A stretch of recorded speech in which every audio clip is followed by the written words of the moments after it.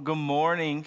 Like Pastor Sarah said, Pastor Mark is sick this morning. He actually texted me on Friday, and he was like, "Hey, I'm not feeling well. You might want to get ready." So it's kind of like in the minor leagues of baseball. Like you get that tap up, you better be ready because it's coming either way.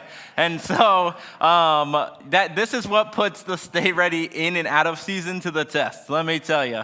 But I'm so overjoyed to get to speak to you this morning.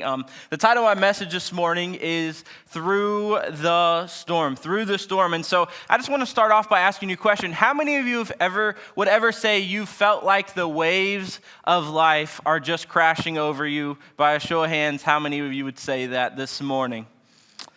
For most of us, it's the feeling where we just feel like we can't catch our footing, right? Like no matter what you're doing, it just keeps on wave after wave after wave, just keeps on crashing over you. And no matter how hard you try, you just can't get your feet on solid ground.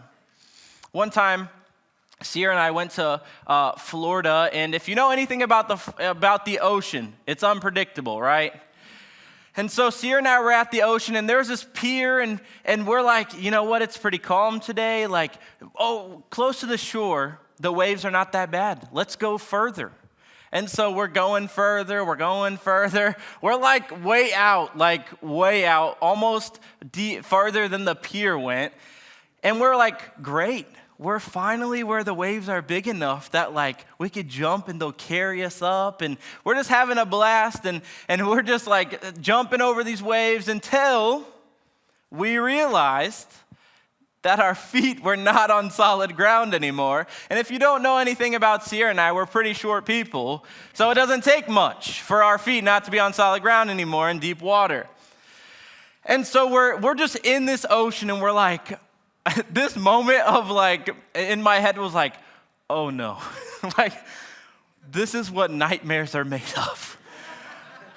And I'm like, I not only have to worry about me, I have Sierra that can't catch her footing either. I'm like, what are we going to do? And so basically, we just let the waves drift us until we came to a sandbar. And I'll tell you what, the joy of my feet touching the sandbar. Because the reason that we were able to go so far is because there was a sandbar, and we didn't realize we drifted away from the sandbar.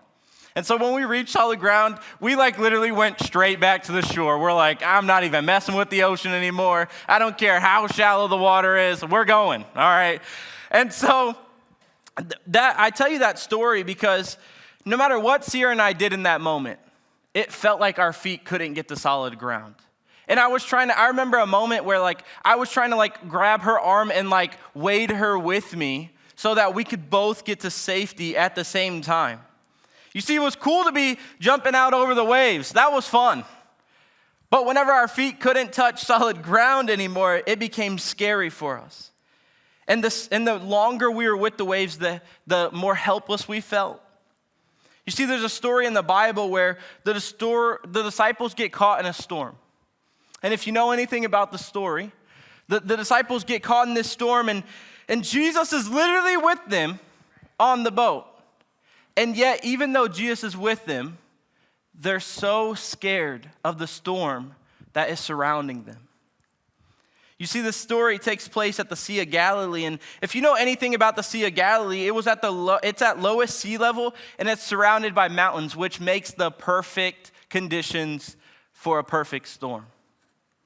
And we're going to catch up right in Mark 4:35 through 41, so if you have your Bibles, you can turn there. If not, it will be on the screens. In Mark 4:35 through 41, it says, "That day when evening came, he said to his disciples, 'Let us go over to the other side.' Leaving the crowd behind, they took him along just as he was in the boat. There were also other boats with him, and a furious squall came up, and the waves broke over the boat so that it was nearly swamped. Jesus was in the stern, and he was sleeping on a cushion. The disciples woke him and said to him, 'Teacher, don't you care if we drown?' He got up, he rebuked the wind and said to the waves, 'Quiet, be still.' And then the wind died down, and it was completely calm. He said to his disciples, 'Why are you so afraid? Do you still have no faith. They were terrified and asked each other, "Who is this? Even the wind and the waves obey him." You see, in this passage, the disciples are just thinking that they're going to the other side. They're like, cool, we're getting in the boat with Jesus. We're just going to go to the other side. It's going to be great. But what they didn't know scares them so much that they wake up Jesus who was sleeping. And it always amazes me that there's this major storm happening and Jesus is just sleeping. He's like, it'll be fine. It'll be fine. I have that mentality a lot, and my wife does not necessarily like that. Because no matter what happens, I'm like, it'll be great. It'll just work itself out. It'll be fine. Maybe not the right mindset all the time. But Jesus is sitting here sleeping.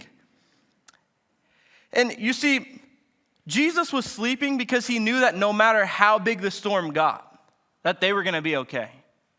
Jesus knew that they were going to be okay. And today, I want to help you find that confidence in the middle of your storm. And so today, I'm just going to give you 3 principles to remember when you're in the middle of the storm. The first one is, here's what you need to remember. You need to remember that storms of life will come. Storms of life will come.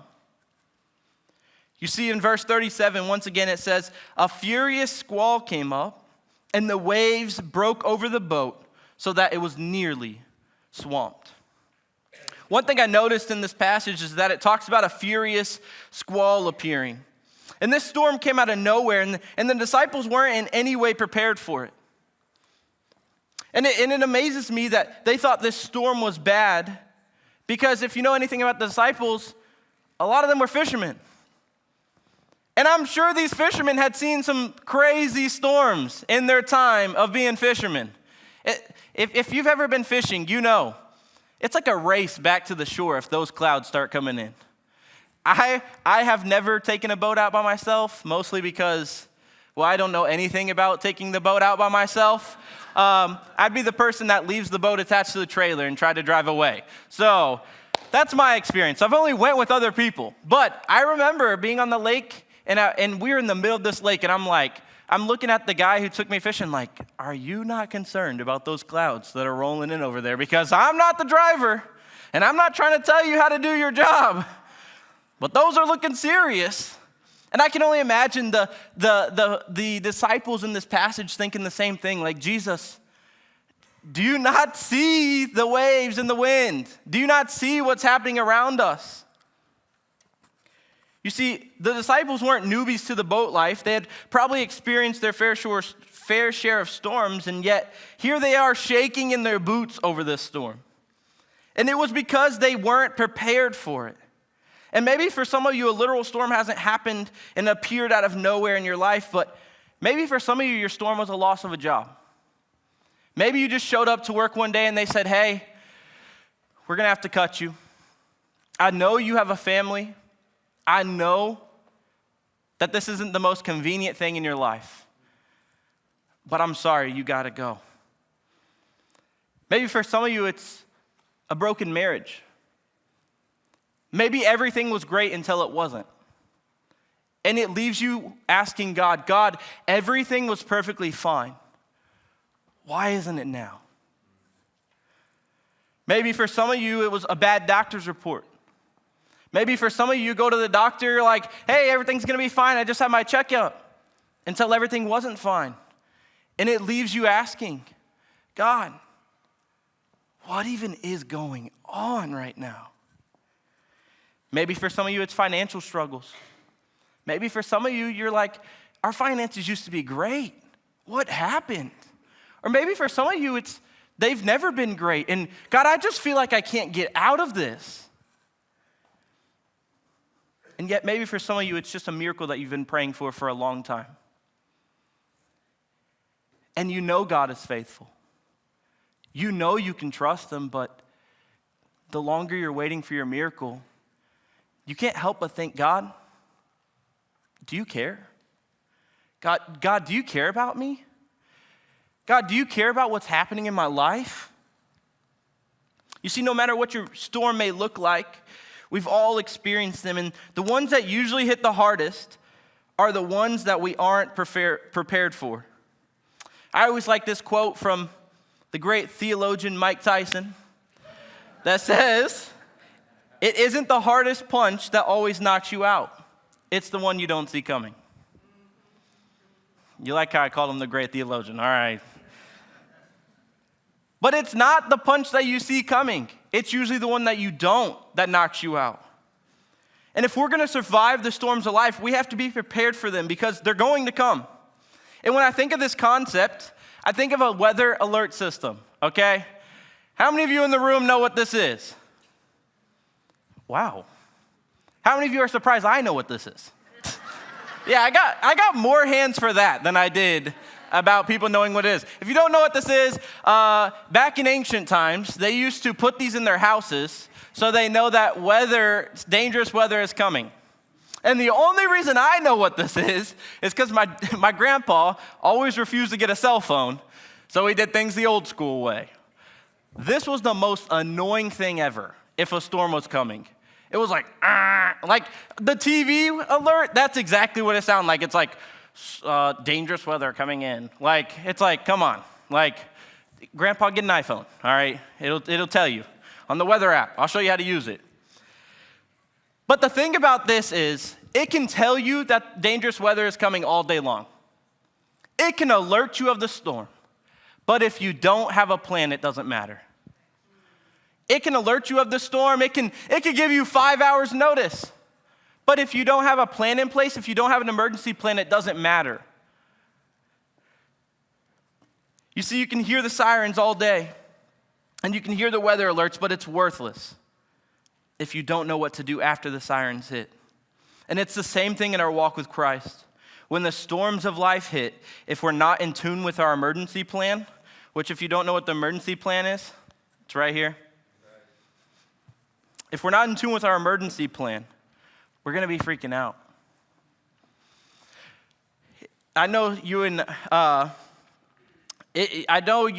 may not have got a chance to get to know us very well yet, but one thing about my wife, and I talked about this in my last message, but I'm taking it from a different angle. My wife is a planner, okay? I said that before. And my wife is like, let's have things 6 months out. I'm like, I'm living next week, and early in our marriage, I was not used to having a plan with anything. I was like, if someone asked me to do something, yeah, let's do it. We're good to go. And so whenever I got married to Sierra, she's like, we need to have a plan. We need to have it on the calendar. If it's not on the calendar, it doesn't exist. And one thing about my wife being a planner is this. She can have the plan all she wants. But if I never check the calendar, I'm not going to know what's going on. You can have a plan all you want, but if you never refer back to the Bible in your walk with Christ, it's not going to go very well for you. It's not going to go very well. You see, I love that quality about Sierra because she always has a plan in place, and it makes things in my life so much easier, all right? I will say that. It makes things so much easier because there's a plan that I just have to follow. But the problem, like I said, is when I don't know the plan because I didn't look at the calendar. I'm not prepared for the things we have to do. You see, God has already given us the plan, but if we're not reading the plan, we're not going to be prepared for the storm. You're not going to be prepared for the storm. Here's my next point. Remember, God cares. Remember, God cares. In Mark 4:38, it says, Jesus was in the stern, sleeping on a cushion. And the disciples woke him and said to him, "Teacher, don't you care if we drown?" You see, the disciples in this moment were in a very real storm with very real fear. You see, their fear causes them to question the very person they knew could take care of them. But because of their circumstances, they begin to question his faithfulness. And maybe for some of you in the room, you can relate. Maybe for some of you, you've been praying for something for so long, and you're just at the point where you're like, God, do you even care? God, do you even care about me? God, do you even care I lost my job? God, do you even care my marriage is falling apart? God, do you even care that I'm not being healed? God, do you even care that my finances are falling apart? God, do you care? You see, this is a very valid feeling, and it's one that we begin to think at our lowest moment or when we feel as though God isn't doing what we think he should be doing. Key word, when we think he isn't doing what we think he shouldn't be doing. You see, it's a question of desperation. It's a question of doubt. And you see the disciples had seen Jesus perform miracles, and yet they were worried about the storm. Like they got to live life with Jesus, and yet they're worried about this storm, even though Jesus is still with them.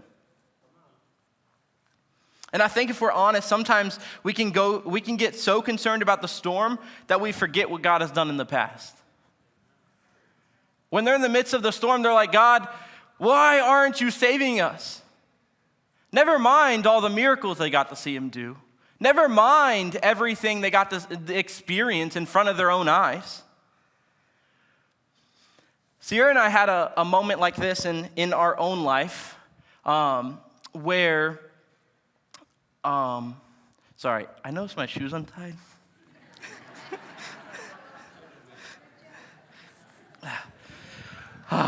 Sorry, I was like, I'm never going to get through that story. But Sierra and I had a moment like this in our own life where if Sierra, you probably haven't heard much of Sierra and I's story, but Sierra and I have been going through fertility stuff for like pretty much our whole marriage. And I remember one time going to the doctor, and we were not necessarily expecting a bad report, but we kind of knew things were like it wasn't going to be the best news. And we had this doctor literally look at us and say, unless I make it happen, you will never have a kid. And I'm going to be honest, when Sierra and I left, we were pretty discouraged. Like, it was an hour and 15 minutes away, and we're like driving home, we're like, well, that's not good news. Like, we're just like, what do we even do with that? And so I remember God just speaking to me in that moment. And I just remember thinking, you know what? Even though our current circumstances don't look like how they want to, even though the doctor's report was bad, even though the news wasn't what we wanted it to be, I told Sierra, you know what? We're still going to be faithful in our relationship with Christ. Because just because we don't get our way doesn't determine how faithful he is to us. Just because the news seemed bad doesn't mean he isn't faithful. Just because it wasn't what we wanted to hear doesn't mean we can't trust him. You know what? We just realized that we're going to serve God faithfully even if we never get what we want. Because his faithfulness isn't determined by my circumstances. You see, in this instance when we were upset about it, we had forgotten what God had done for us in the past. We had lost focus on who God truly is. And I think if you're honest in the room this morning, you'd say you've done the same thing before.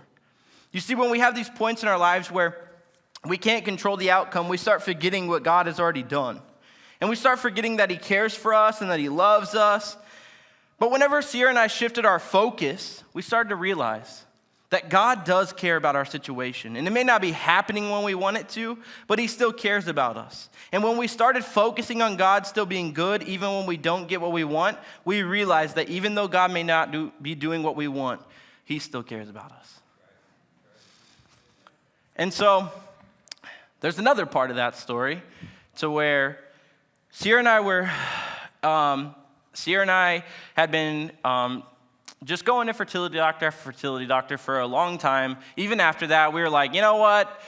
First off, if you're going to say you're the only one that makes it happen, we don't even want to go to you. So we switched doctors, and it was closer to us, so that was nice too.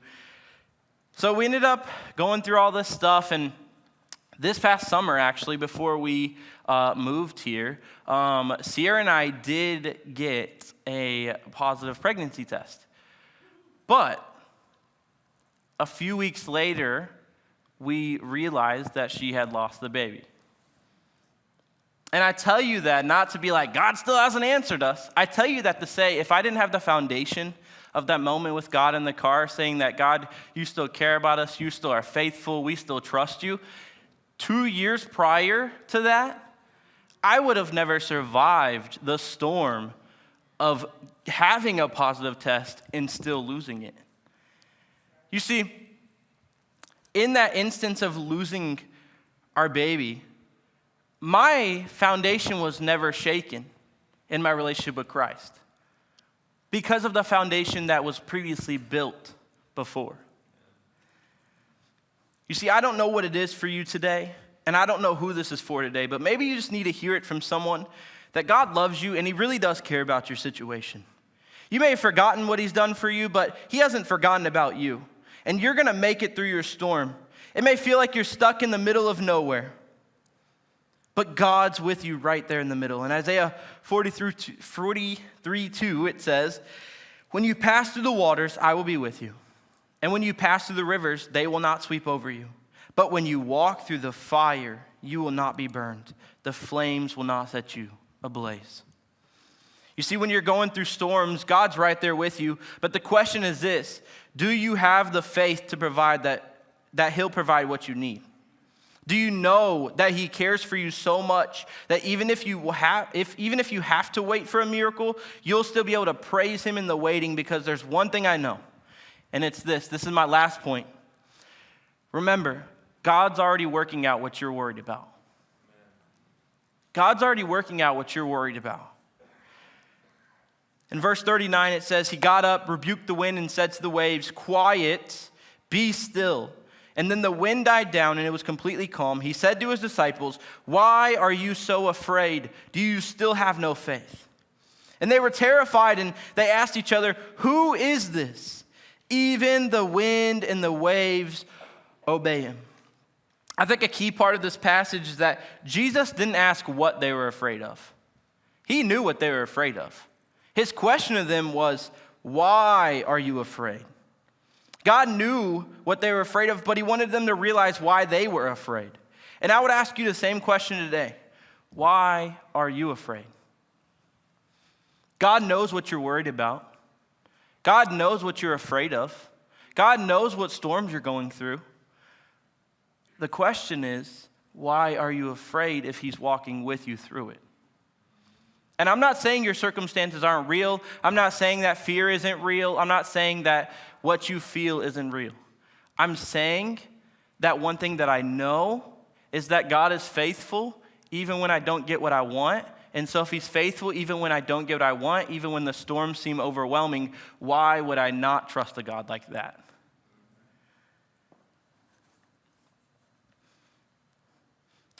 Are you afraid because you don't fully trust God? Or are you afraid because you're unsure if he'll come through for you?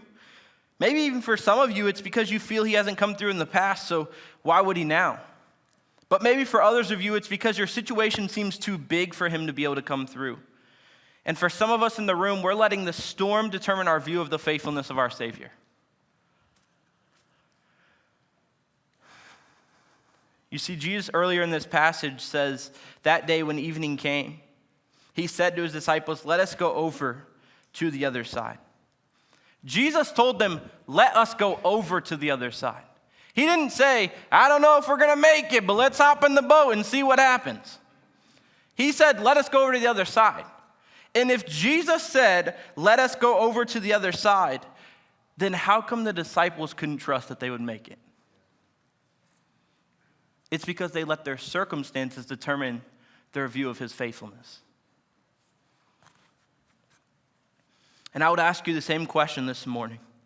If the God who created you promised that he would work all things for the good of those who love him, why are we afraid when we're caught in the middle? In Romans 8:28, right there it says, and we know that in all things God works for the good of those who love him, who have been called according to his purpose. Jesus is already working behind the scenes and you may not even know it. This storm wasn't meant to take you down. This storm was meant to take you to the other side. And you might be asking, what's the other side? Maybe for some of you, it's just the other side of a deeper trust for Jesus. Maybe it's, you know what, this storm was meant to build your trust, build your faith.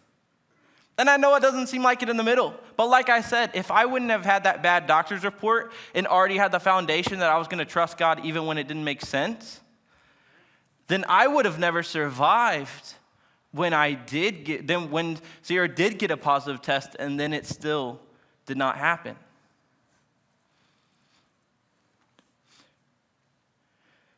In Psalms 46, 1-3, it says, God is our refuge and strength, an ever-present help in trouble. And when we realize that God's with us, then we can move on to the rest of the verse where it says, therefore we will not fear. Though the earth give way and the mountains fall into the heart of the sea, though its waters roar and foam and the mountains quake with their surging. Just because you may not be able to see God working in the storm doesn't mean he isn't working. He's just working behind the scenes. For me, this isn't anything as like crazy as the previous story I told. But for me, I had to build a lot of trust with God with even becoming a youth pastor. You see, I went to school, COVID happened, so I had to move home. And my closest friends that I was really close to ended up starting to get youth pastor jobs before me. And I was thinking, God, I'm working a job I hate. I only want to do what you've called me to do. And I was just caught in the middle of this circumstance of, God, why is everyone else getting what I want before I ever get to have it? And it left me asking this question. Well, it really left me asking myself the question of, am I going to trust his faithfulness even whenever I can't see it? Well, little did I know, I ended up getting my first youth pastor job because the youth pastor that at my church that I grew up in ended up transitioning the same time that I was coming out of school. And so God was already working things behind the scenes that I didn't even know about. And just like here, when I was transitioning to here, I did not know that you guys were having a 7-day Daniel fast. But yet God was working behind the scenes. In fact, I didn't even know that until Pastor Mark said it on the Sunday that he told you. What I'm trying to get to this morning is that even when you feel like things aren't going your way, even when you feel like you're in a storm, God's right there in the middle. The question I have for you today is, are you going to trust him even in the middle? And as I close, I just want to ask you this one question. What's the thing you've been asking God for that hasn't happened yet? What's the thing you're on the verge of losing hope in God doing? What's the thing that maybe you're just wondering, God, do you even care? And if any of those questions apply to you this morning, if you just feel like you're caught in the middle of a storm, I just want to let you know that God does care about you, that he loves you, that he's faithful, that he's always with you. And so even when you can't see him working, I promise you he is. Here's another thing though. Even if it doesn't look like what you wanted it to look like, you have to trust God enough to be okay with the results. You see, if it was up to Sierra and I, Sierra would have like 10 million kids by now. And I was happy with 2, but happy wife, happy life. So we can have as many kids as she wants. But if it was up to us, we would have, our deepest desire is to be parents. But my faithfulness to God isn't determined by me not getting what I want. You know what I've realized? Sierra and I have both realized that, hey, you know what? Even though we don't have kids of our own, that actually provides the opportunity for us to be highly effective as youth pastors because we could literally drop anything we want right now. We have 2 dogs, but they go in a kennel. So we could drop anything we want right now and just be there for the students. And so you know what? Right now we're just in a season of stewarding what God's already given us. And God has blessed us with an amazing church, with an amazing group of students. And if that's what he's choosing to bless us with right now, then we're going to be faithful in that and trust that he's still good. Would you stand with me this morning?